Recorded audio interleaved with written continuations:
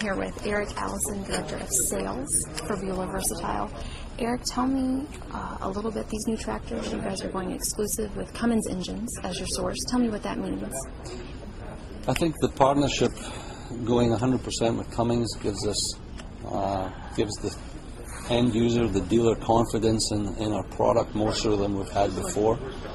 We are now in a global marketplace where our tractors go worldwide, and Cummins has worldwide parts supply. They have representation in most countries in the world, so we don't have to worry about when we ship a tractor to Nigeria, Ethiopia, Sudan, where we have people selling our tractors over there. So it's a confidence thing too.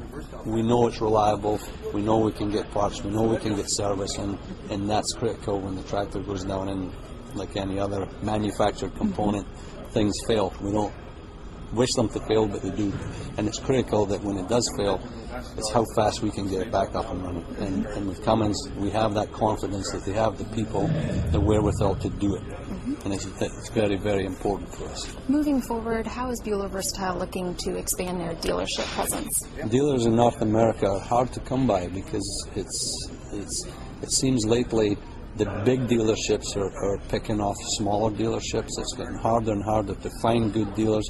And one of our problems is we don't have a complete line. We have basically two ranges of tractors where our competition has combines and tillage equipment and so on. So it's very, very difficult to find new dealers.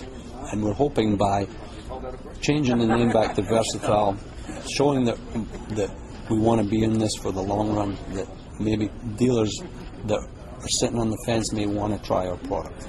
So it makes sense for us to expand our horizons. Sure.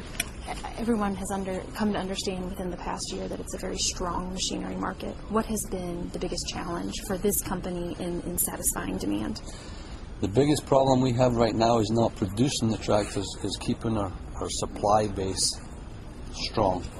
Because a lot of the common components are used in our competition's equipment. Let's take tires for instance. We have a real tough time with tires right now. I mean, we can't ship tractors without tires. So it's the supply base that's basically holding us back right now, because the worldwide demand for all subcomponents, and it's frustrating when we have the demand. We can build the tractors, but we can't get the components to build the tractor. That's the frustrating.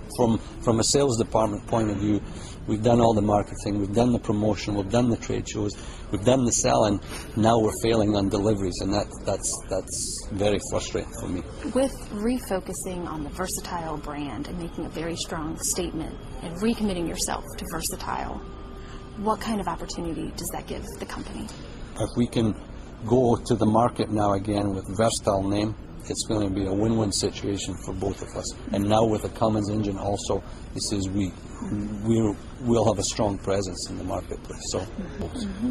Earlier, you guys hinted at improved parts service and improved responsiveness to dealers. Can you talk a little bit more about that? Well, one of the biggest complaints being in Winnipeg, which if you look geographically, we're in the center of North America, but try and get parts to Texas, it's not that easy. And dealers that far south, and not even that far south, say, you know, why does it take 7 days to get parts?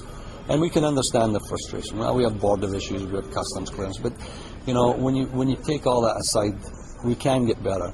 And one of Dimitri's mandates was, I want to deliver parts in 24 hours. And he realizes that you can't ship an engine in 24 hours. You could, but the infrastructure isn't there to do it. We're talking parts that just showing that we're attempting to do something to improve our customer service, I think is valuable in itself, that the dealer and the farmer will see that we're trying.